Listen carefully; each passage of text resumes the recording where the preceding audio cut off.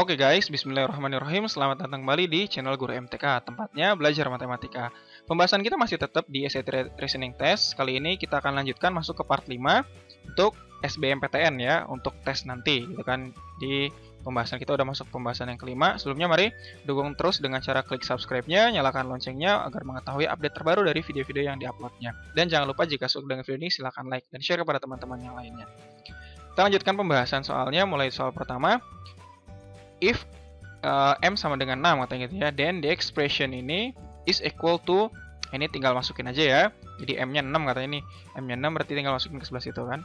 Jadi 6 kuadrat itu kan per 3, kemudian dikurangin 4 kali 6 ditambah 10. 6 kuadrat kan 36 ya. 36 bagi 3 kan 12. 12 dikurangi 24 ditambah 10. 12 kurangi 24 min 12. Min 12 tambah 10 min 2. Gitu ya. Oke, bisa ini ya. Tinggal kehati-hatian, lebih teliti dalam menghitung. Ini bisa. Oke, kita lanjutkan. Nomor 2. Which of the following is the midpoint? Midpoint, titik tengah ya. Titik tengah. Titik tengah itu gimana rumusnya? Nah, ini dia. X1 ditambah X2. Langsung kasih rumusnya ya. Dibagi 2. Kemudian Y-nya sama ya, Y1 ditambah Y2 saya bagi 2, gitu kan. Of line, dari sebuah garis dengan endpoint, titik-titik ujungnya gitu kan ya, min 2, min 8 dan 8,0. Berarti ini X1 kan. Ini X1, ini Y1 gitu kan. Ini X2, ini Y2. Nah, seperti itu sih semua ke sebelah sini. Maka kita dapat nanti di sini. X1-nya min 2 tambah 8. Berapa? Min 6 ya? 6 ya, min 2 tambah 8, 6 berarti kan?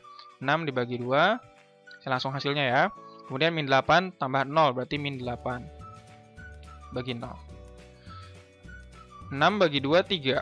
Min 8 bagi, kok bagi 0 ya ini? Sorry. Bagi 2 maksudnya. Nah, gitu ya. 3, min 4. Nah, gitu ya. Di 3, min 4. Jawabannya yang B. Oke. Rumusnya ini jangan lupa, midpoint atau titik tengah. Jadi X1 tambah X2 bagi 2. X1 tambah Y2 bagi 2. Oke, lanjut. Nomor 3. If ini gitu kan ya, then ini. Nah, berarti kan ininya X-nya berapa nih? Ntar biar dapat 10X tambah 5 sama dengan sekian gitu kan.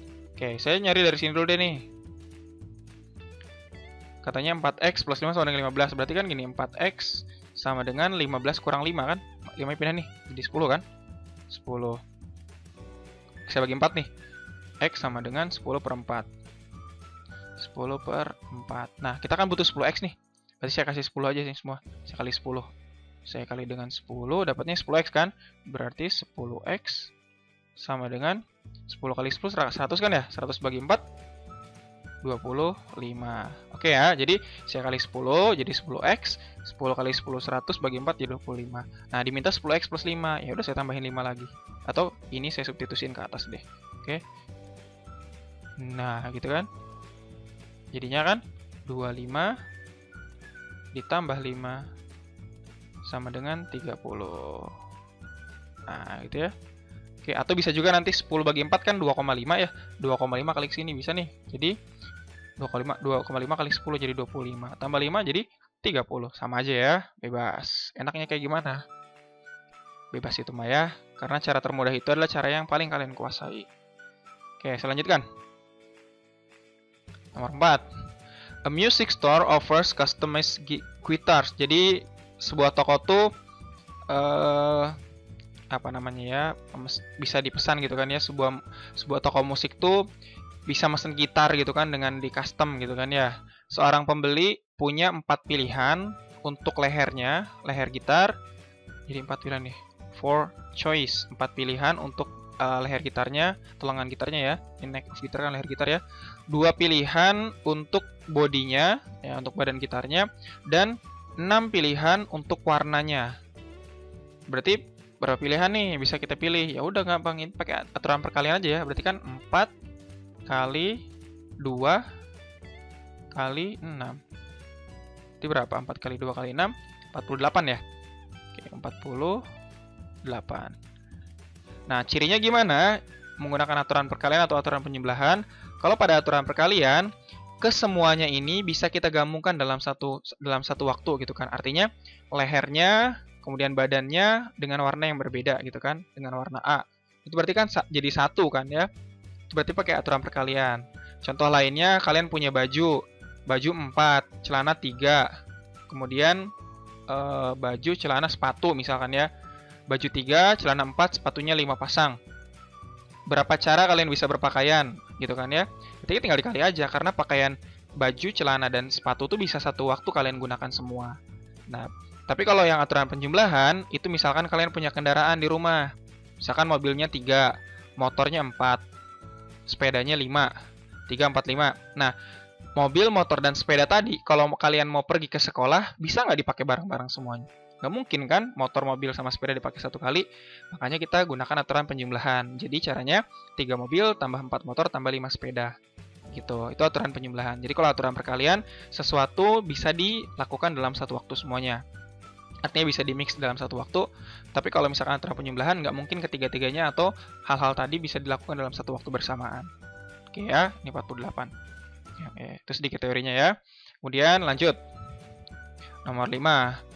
Which of the following is set of positive factors of 12? Jadi, mana yang himpunan-himpunan di bawah ini yang merupakan faktor positif dari 12 that are not multiple of 2. Jadi, bukan kelipatannya 2. Nah, sekarang kita cari dulu faktor dari 12. Di video sebelumnya udah saya jelasin ya cara nyari faktor tuh. Gampangnya, perkalian-perkalian 2 bilangan yang hasilnya 12 gitu kan. Gampangnya begitu ya. Pertama dari yang satu dulu nih, 1 kali 12 kan, 1 kali 12, terus 2 nih naik, 2 kali 6 kan, kemudian berapa lagi, 3 kali 4, gitu ya. Jadi gampangnya cari perkalian 2 bilangan yang hasilnya sama dengan 12. Nah sekarang, yang bukan kelipatan are not multiples of 2, yang bukan kelipatan 2, yang mana aja? Ya ini kan, 1 sama 3, ya udah berarti 1, 3, mana nih yang C, gitu. Sedangkan 12, 2, 6, 4 itu semua kelipatan 2, oke ya, bisa lah ini. Tinggal nyari faktor terus nyari yang diminta. Oke, lanjut. Nomor 6. The graph of fx is shown above. Above-nya ini maksudnya, saya pindahin gambarnya ke kiri. How many value can be found for f3? Jadi maksudnya berapa banyak nilai yang bisa didapatkan atau bisa ditemukan untuk f3. F3 itu maksudnya untuk f di mana x-nya sama dengan 3 gitu kan. Caranya gimana? Caranya kita tarik garis tegak lurus dengan si x-nya sama dengan 3. Ya udah ini, tarik garis nih. Nah, ini kan x sama dengan 3 kan? Ini x sama dengan 3. Kan how many value? How many value berarti berapa nilainya? Nilai itu adalah yang memotong si grafiknya. Memotong grafiknya di mana? Di sini kan? Cuma satu doang. Ada lagi nggak memotong tempat lain? Nggak ada kan? Karena hanya memotong di satu titik, maka cuma satu nilai untuk x sama dengan 3.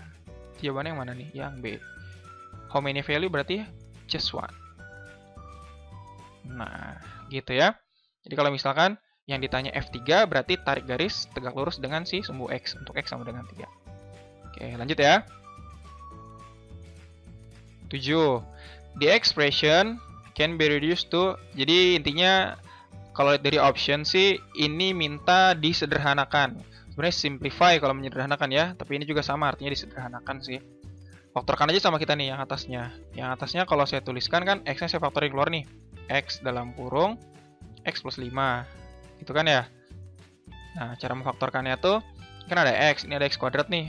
X kuadrat itu kan bisa saya tulis X kali X kan. Nah, 5X di sini X kali X. X-nya saya keluarin 1.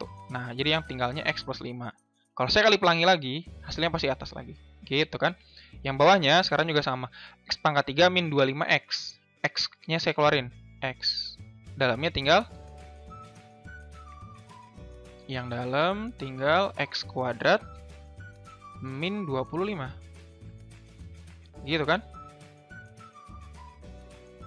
Nah, X-nya bisa coret nih. Ini set, coret, ini juga set, coret. Nah, yang atas sama yang bawah pasti ada yang bisa dihilangkan lagi karena yang bawah X kuadrat min 25. Ingat ya teorinya ya.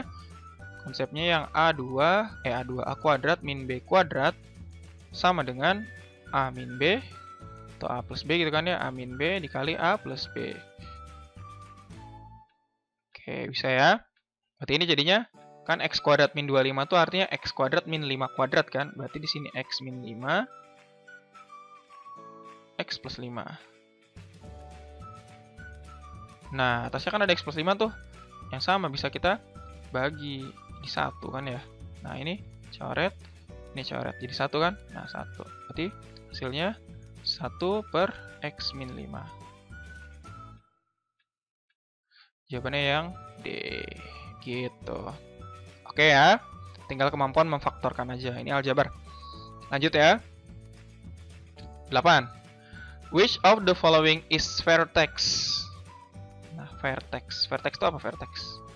Puncak. Gitu ya. Ini puncak. Nah, gitu ya.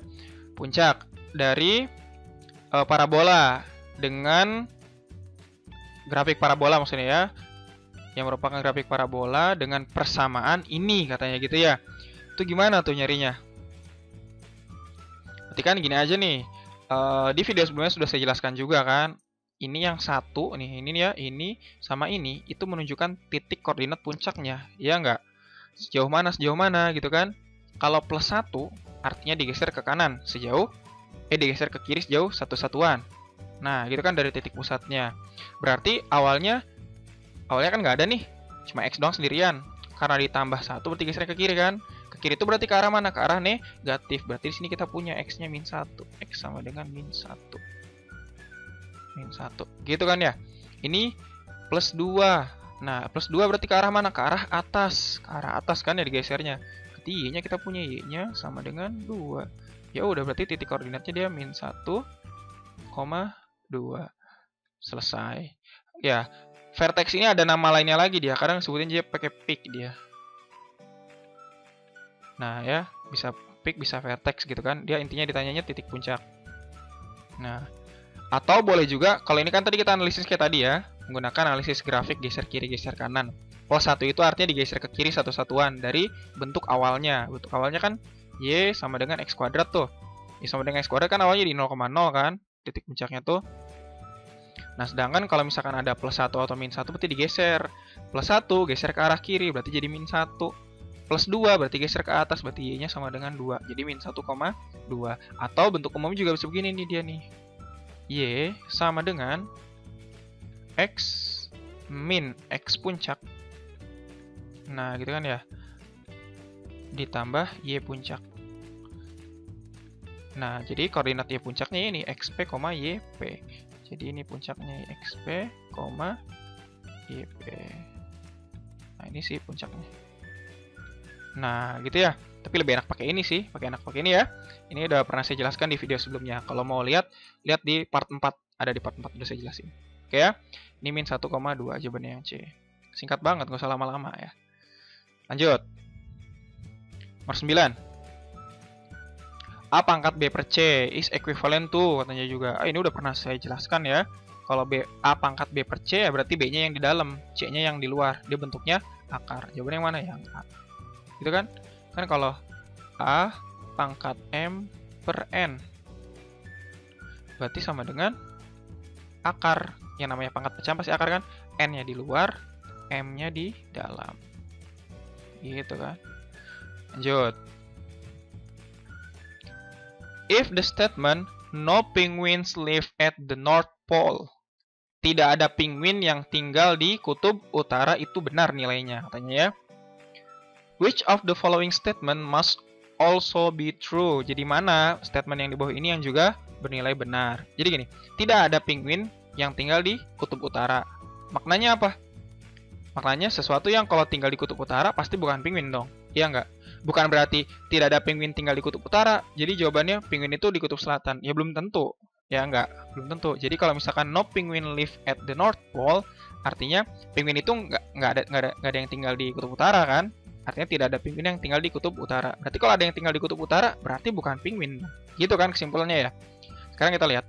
All penguin live at south. Itu yang saya bilang nih. Semua penguin tinggal di kutub selatan. Salah dong. Belum tentu. Oke ya. If Flipper is not a penguin, then he lives at North Pole. Ya belum tentu juga. Flipper ini apa? Apa dia? ya maksudnya binatang laut juga lah ya, is not a penguin, then he lives at North Pole. Belum tentu dong. Oke ya.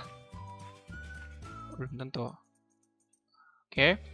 If Liver is not a penguin, then he does not live at North Pole. Jika dia bukan seekor penguin, dia nggak tinggal di kutub utara. Kan ada yang bukan penguin tapi tinggal di kutub utara kan? Berarti ini salah juga. If Liver does not live at North Pole, then he is a penguin. Lah kan katanya, If Liver does not live at North Pole, katanya jika Flipper itu nggak tinggal di kutub utara, maka dia penguin. Kan nggak setiap yang nggak tinggal di kutub utara itu penguin kan ya? Tidak selalu benar. Yang jika Flipper live di kutub utara, live at North Pole, then he is not penguin. Ya bener kan? Jadi Flipper kalau dia tinggal di kutub utara udah pasti dia bukan penguin. Kenapa? Kalau yang tinggal, katanya kalau semua tidak ada penguin yang tinggal di kutub utara. Jadi kalau Flipper tinggal di kutub utara pasti dia bukan penguin dong. Ya udah berarti bener ini. Flipper ini kayak apa sih? Sirip gitu kan ya? Atau apa? Lengan. Ya pokoknya Flipper lah gitu kan ya. If Flipper lives at North Pole, then he is not a penguin. Bener dong. Jika dia tinggal di kutub utara, pasti dia bukan penguin. Karena katanya tidak ada penguin yang tinggal di kutub utara. Bener ya? Jawabannya yang E. Sedangkan yang lain masih belum tentu. Nomor 11. Katanya if P kurang dari 0, Q lebih dari 0. Ini kan negatif berarti ini positif. Dan R lebih besar daripada P. Then which of the following must be true? Mana katanya yang di bawah ini yang benar, yang must be true, yang harusnya benar gitu kan, bernilai benar. Oke, kita cek. P tambah R lebih dari 0. Belum tentu, kan R lebih besar daripada P bukan berarti si R-nya positif. Ya enggak? Kan P-nya negatif nih.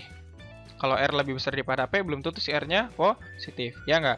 Berarti kalau P tambah R belum tentu positif, berarti salah. Oke, sekarang yang ini. R pangkat P kurang dari R pangkat Q.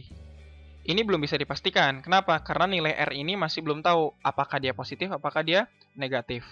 Oke, bisa jadi benar, bisa jadi salah kasusnya. Gitu kan? Ketika R-nya positif, pernyataan ini salah. Ya enggak? Karena positif pangkat negatif hasilnya kan besar jadinya nih. Oke, artinya jadi seper gitu kan. Kalau R-nya saya ambil pecahan. Ini biar kebayang nih ya. Misalkan nih, R-nya kan R lebih besar daripada P itu bisa dua kemungkinan dong. Ya enggak? Bisa jadi plus, bisa jadi min kan? Oke. R-nya saya ambil misalkan setengah. R-nya setengah, kemudian P-nya kan negatif ya, ambil negatif 1. Q-nya saya ambil positif nih, Q-nya ambil 1. Berarti kan jadinya setengah pangkat min 1 kan? Setengah pangkat min 1. Kemudian, bener nggak kurang dari setengah pangkat 1? Salah dong, kan setengah pangkat min 1 itu artinya berapa? Artinya kan 2. 2 kurang dari setengah. Ini kan salah. Iya nggak? Ya. Oke, berarti salah nih. Salah. P berarti kan P. Ya, jadi kan kasusnya begini dia nih. Kan P itu berkurang dari Q kan awalnya ya. P itu kurang dari Q. Tapi kan R-nya ini kita belum tahu. Bisa jadi positif, bisa jadi negatif. Kalau misalkan R-nya positif, bener pernyataan ini. Tapi kalau R-nya negatif, dia akan merubah tanda pertidaksamaan dong. Jadinya kan gini ntar nih kalau saya kali R. P kali R, jadinya lebih dari Q kali R dong harusnya. Ya enggak? Untuk R yang negatif. Ini untuk R yang kurang dari 0. Ya enggak? Kan R lebih besar daripada P maknanya ada 2. Bisa jadi positif, jadi negatif. Berarti ini belum tentu, berarti salah. Yang ini R tambah Q lebih besar daripada Q. Berarti artinya apa nih? Artinya R-nya lebih besar daripada 0. Bener nggak R lebih besar daripada 0? Sekali lagi belum tentu. R-nya kan bisa jadi 2. Bisa jadi positif, bisa jadi negatif. Ini salah. Sedangkan yang terakhir, P plus R kurang dari R plus Q. Bener salah? Wah, ini akan selalu benar. Kenapa? Nggak peduli R ini positif, ini negatif. Karena kan gini, P kurang dari Q. Mau R-nya positif, R-nya saya kasih 100. Berarti kan tetap aja kan P ditambah 100, ya tetap aja masih kurang dari Q tambah 100 kan? Q tambah 100. Iya nggak? Sekarang R-nya saya kasih 1000. Min 1000 misalnya ya. Min 1000. Berarti tetap aja dong. P dikurangi 1000, ya makin kecil kan? Masih lebih kecil dibanding Q dikurangin 1000. Gitu ya. Jadi akan selalu benar ketika ditambah maupun dikurang dengan bilangan berapapun, baik positif maupun negatif. Karena kan P kurang dari Q. Ya nggak? Dari sini kan kita tahu nih, P P-nya kurang dari 0, Q-nya lebih dari 0. Berarti P kurang dari Q. Karena P kurang dari Q, maka mau ditambah atau dikurang kedua ruas dengan bilangan yang sama, mau positif mau negatif, hasilnya tetap sama. Must be true. Berarti yang E jawabannya. Oke ya. Oke, cukup jelas lah penjelasannya. Oke, selanjut ya. 12. All video vault rentals. Jadi gini, di sini dia diagram pie. Chart above, ya, the pie chart above itu maksudnya ini ya, ternyata saya buat ke samping. Show the distribution of video rental from a is video vault for a single night. Dalam satu malam gitu kan ya. Jika 250 video, if videos were rent, disewa di malam itu, berapa banyak film action yang disewa daripada horor. Oh, jadi how many more, jadi berapa lebih banyak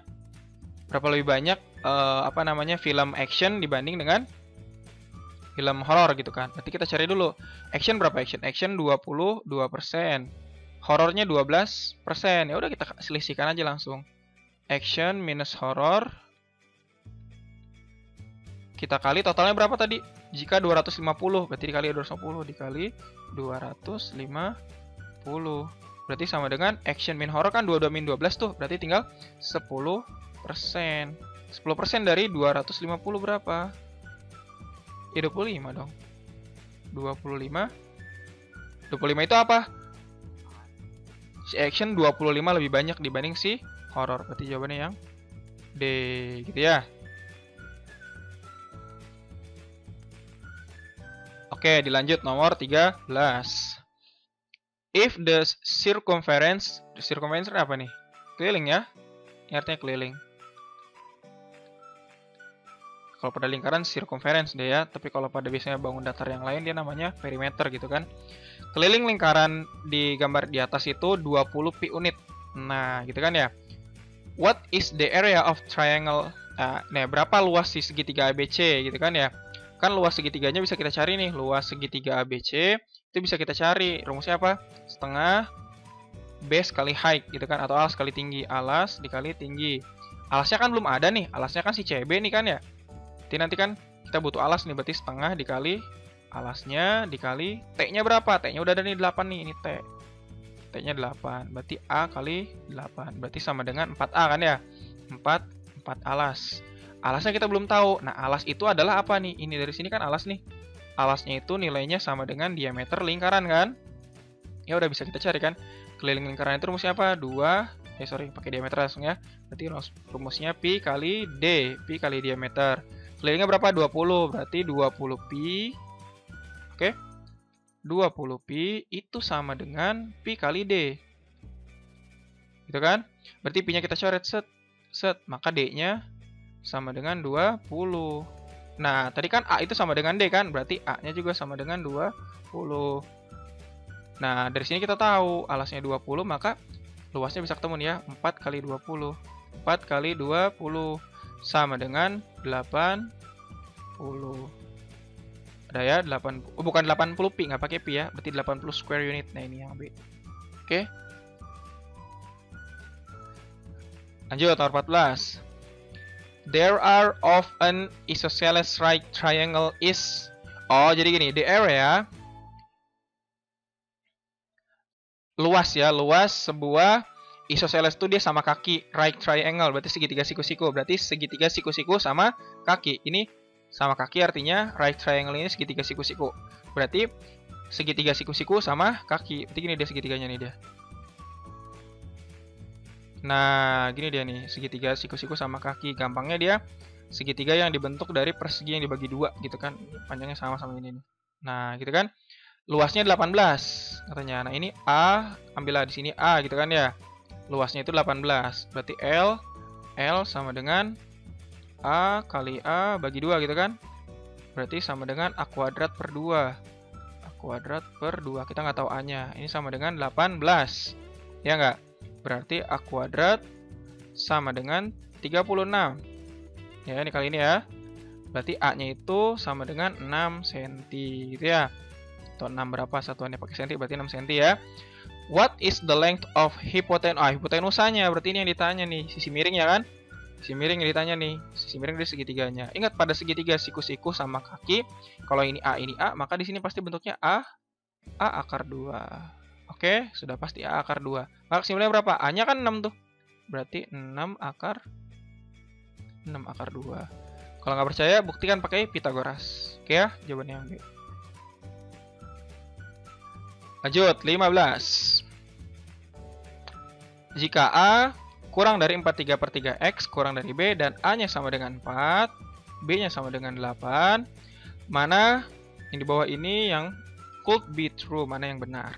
Gitu. Katanya sekarang kalau X-nya kurang dari A, bener nggak pernyataannya nih?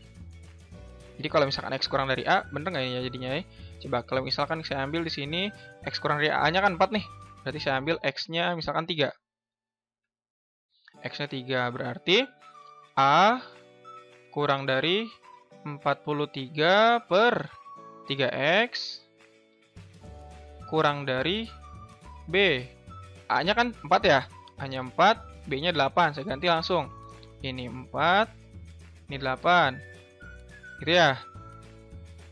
8. Kemudian X ini kita ganti dengan 3. Gitu ya? Jadi ini 3 kali 3. Maka bentuknya jadi 4 kurang dari 43/9. 43/9 kurang dari 8. Nah, 43/9 itu berapa sih kalau kita sederhanakan? Kan yang dekat ke 43 itu 36 ya, berarti 4 dikali 9 kan 36 ya, berarti 4 36 biar jadi 43 kan 7 tambahnya. Berarti 47/9 kurang dari 8. Ah, bener dong berarti ya. Oh, berarti untuk X kurang dari A ini berarti jadi bisa bener ya, bisa ya. Memenuhi gitu kan ada nilainya. Berarti kalau ininya sekian, A-nya 4, B-nya 8, maka X kurang dari A pasti bener kan? Nah, ini bener dia. Ya udah jawabannya A berarti kalau gitu. Iya nggak? Oke, kita buktikan yang B. Yang B harusnya salah dong. Kok bisa salah sekarang nih? Saya ambil ini misalkan X-nya yang lebih dari B. B-nya kan 8 tuh. Berarti saya ambil misalkan X-nya 9 deh. X-nya 9. Lakukan dengan hal yang sama. Dengan cara yang tadi ya, berarti 43 per bawahnya 3 kali 9, berarti 27. Kurang dari 8. Berarti 43/27 itu berarti 1/16/27. Bener nggak nilai 1/16/27 itu antara 4 dan 8? Salah ya? Berarti salah. Ini salah nih. Salah. Itu ya? Nggak mungkin ini dia nggak memenuhi. Berarti ini salah. Ya, ini salah. Kemudian yang ini. X-nya antara A dan B.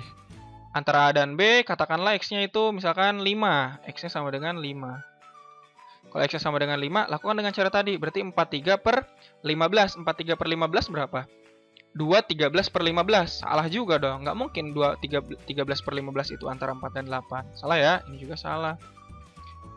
Antara 4 dan 8 yang D. Ya, ini akan A-nya 4. Ini kan B-nya 8. Sama kayak ini dong berarti. Ini salah dong. None of the above. Enggak dong. Ini kan yang A bener. Ini salah berarti. Jadi jawabannya yang A. X-nya kurang dari A. Jadi ya, untuk X kurang dari A, saya ambil X sama dengan 3. Karena A-nya 4 kan. Yang kurang dari 4, ambil 3.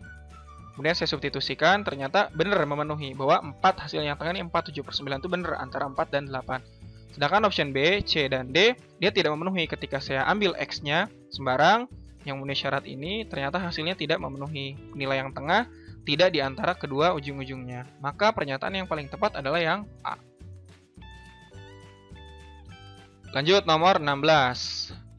The length of rectangle is 1 greater than 3 times its width. Jadi panjang dari sebuah persegi panjang itu 1 lebihnya daripada 3 kali lebarnya. Jadi gini, panjangnya, nih panjang persegi panjang itu 1 lebihnya, kalau 1 lebihnya nih 1 greater, 1 lebihnya dari 3 times, berarti 3 kali lebarnya, 3L gitu kan. If the perimeter, ini keliling. Perimeter itu keliling ya. Kalau pada lingkaran circumference dia ya.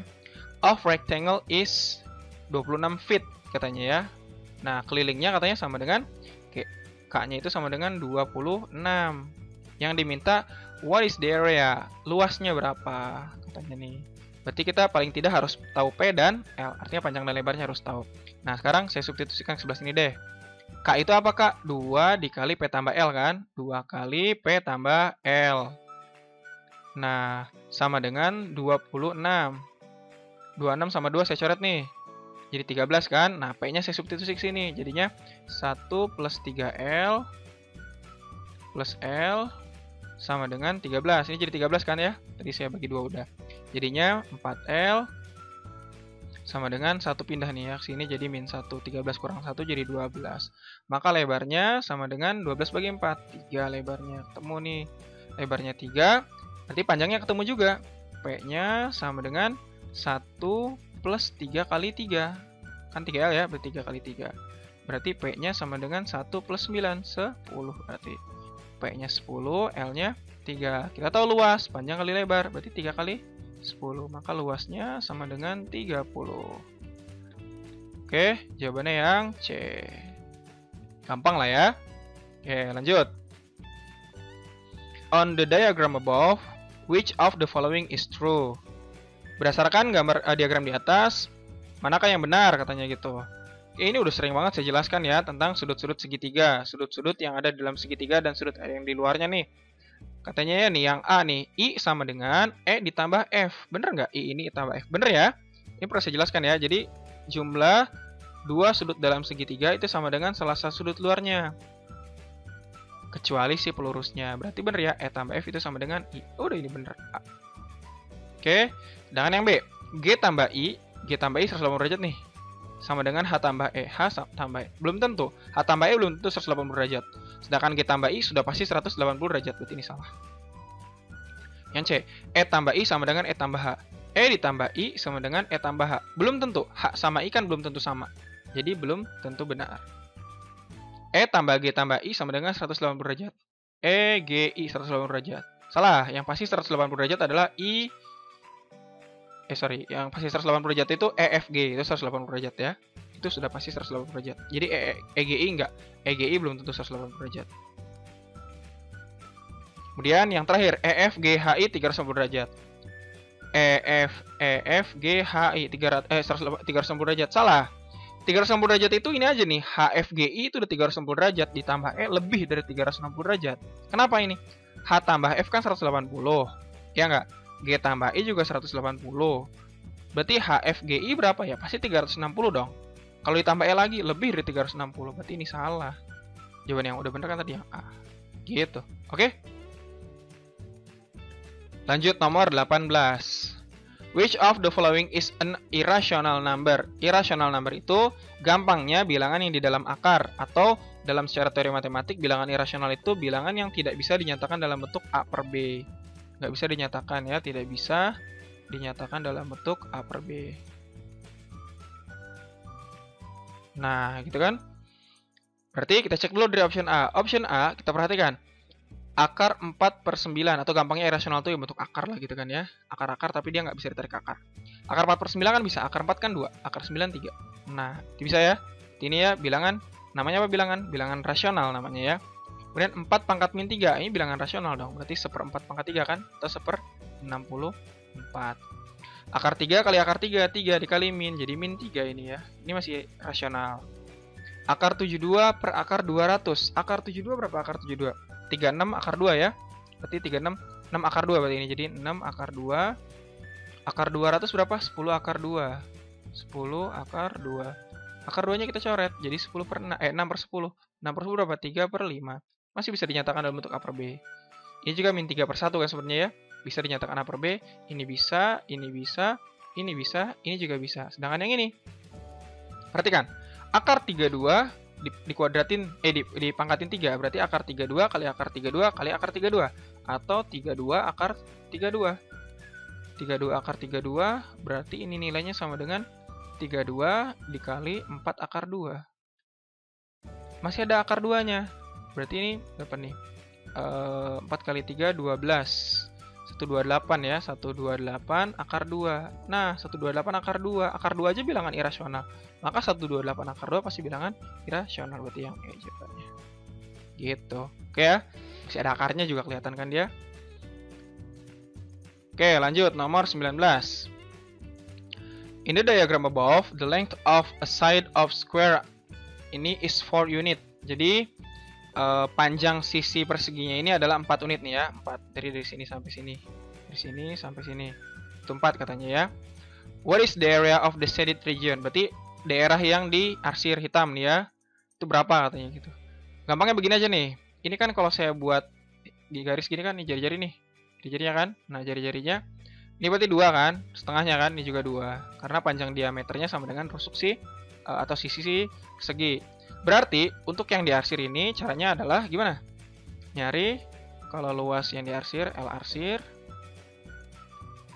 Itu nyarinya cari aja dulu luas ini persegi ini ya. Luas persegi kecil saya kurangin dengan luas seperempat lingkaran. Ya enggak?